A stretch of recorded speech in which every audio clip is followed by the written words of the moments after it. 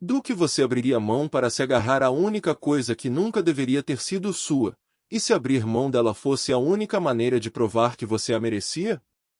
Esta é a história de uma mulher que restaurou uma mansão em ruínas e de um homem que não percebeu que também precisava ser salvo. E mostra que a espera, mesmo quando dói, pode, sem dúvida, valer a pena.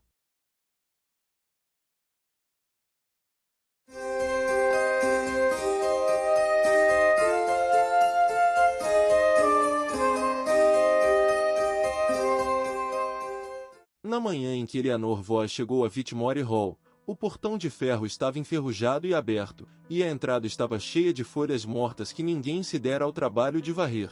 Ela ficou sentada ao volante do carro alugado e olhou para a casa por um longo momento. 3 andares. Arquitetura georgiana. Uma ala direita que claramente estava afundando. E, em algum lugar atrás daquelas janelas altas, um homem que já havia decidido demolir tudo aquilo pelo qual ela estava prestes a lutar.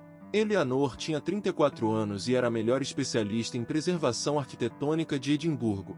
Havia salvado uma fábrica têxtil vitoriana, um pier desabado em Aberdeen e uma capela barroca que metade da cidade já havia dado como entulho.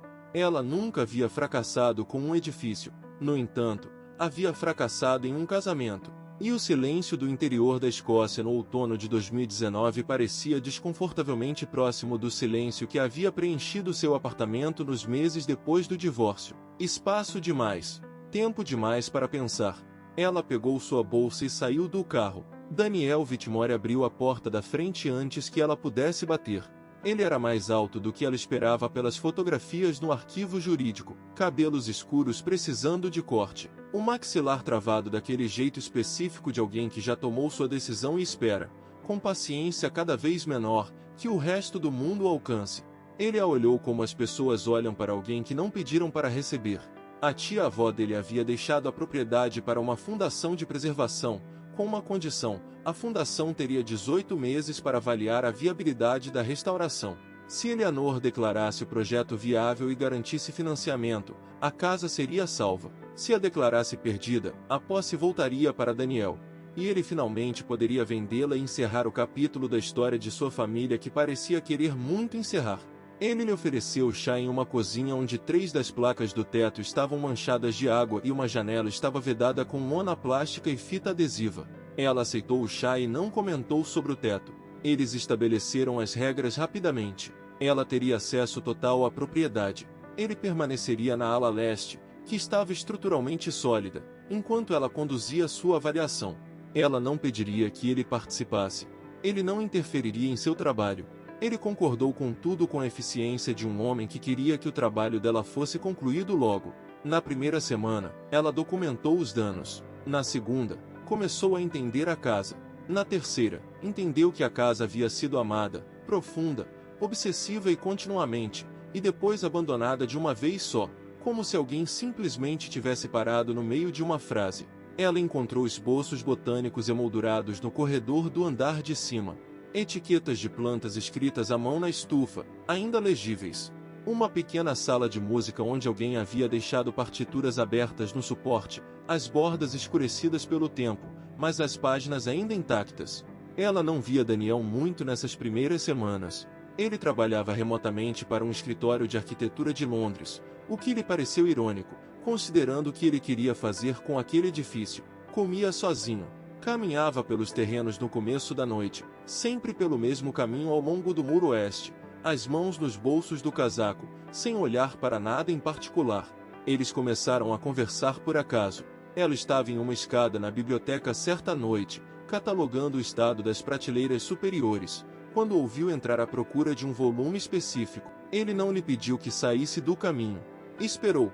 Ela desceu da escada e encontrou o livro para ele em menos de 1 minuto. Ele a olhou com algo que não era exatamente surpresa, mas chegava perto disso. Conversaram sobre o livro, depois sobre a biblioteca, depois sobre a lógica estrutural do cômodo, que era melhor do que parecia, e Daniel disse algo tecnicamente preciso sobre paredes de sustentação que a fez parar e olhá-lo de verdade pela primeira vez.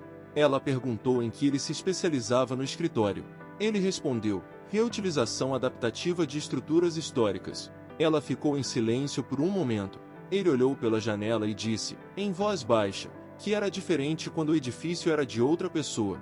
As coisas mudaram depois disso, não dramaticamente, apenas um pouco, como uma porta que sempre esteve emperrada finalmente se movendo na dobradiça. Eles começaram a jantar na cozinha 2 ou 3 vezes por semana. As conversas avançaram devagar no início, profissionais, cautelosas. Depois começaram a falar de outras coisas, sobre o estranho luto de herdar um lugar onde você nunca viveu, sobre o que significava salvar algo em vez de preservar a ilusão daquilo, sobre o divórcio dela, que mencionou uma vez, brevemente, e ele não insistiu, sobre a mãe dele, que havia morrido quando ele tinha 12 anos, naquela casa, e sobre quem sua tia-avó havia basicamente se tornado para ele, e cuja morte, 3 anos antes, havia iniciado a contagem regressiva para sua necessidade de acabar de vez com Whitmore. Foi então que Eleanor começou a entender. A casa não era apenas um inconveniente jurídico para ele. Era um lugar onde todos que ele amava tinham acabado desaparecendo. Ficar significava lembrar. Vender significava finalmente ter permissão para parar. Ela entendia esse tipo de lógica. Havia se mudado para Edimburgo depois do divórcio especificamente para estar em um lugar que não guardasse nada de sua história. Ela também entendia, com uma clareza que a assustava um pouco, que estava começando a esperar ansiosamente pelas noites naquela cozinha fria de um modo que não tinha nada a ver com o edifício. Em novembro, o Comitê Preliminar de Financiamento da Fundação visitou a propriedade. Eleanor apresentou sua avaliação. A estrutura era mais sólida do que parecia, a importância arquitetônica era inegável, os custos eram altos, mas justificáveis. Ela recomendou a restauração completa. O comitê ficou animado. Daniel ficou sentado no fundo da sala durante a apresentação dela e não disse nada. Naquela noite, ele não apareceu na cozinha. Na manhã seguinte, ela o encontrou na estufa, em pé entre as plantas mortas e as etiquetas escritas à mão. Ela quase o deixou sozinho. Em vez disso, entrou. Ele lhe contou sobre a mulher que havia escrito aquelas etiquetas. Sua tia-avó Clara, que havia passado 60 anos cuidando daquela propriedade depois de herdá-la de um marido que preferia os clubes de Londres ao interior da Escócia, que havia dito a Daniel, quando ele era menino, que um lugar se lembrava das pessoas que o amavam. Então ele contou a Eleanor algo que ela não sabia.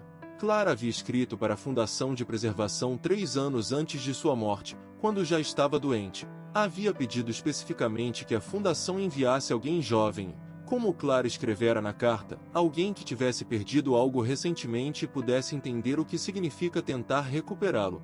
O diretor da Fundação havia dito a Eleanor que ela fora escolhida por sua especialização, o que também era verdade, mas não era toda a verdade.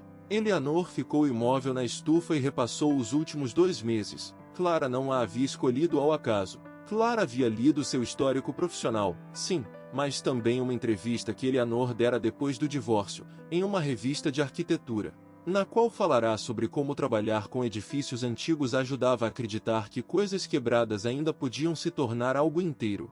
Clara havia chamado especificamente, e Daniel sabia disso desde o primeiro dia de Eleanor. A raiva veio depressa. Ela saiu da estufa, voltou pela casa até seu escritório temporário na ala leste e fechou a porta com mais força do que pretendia.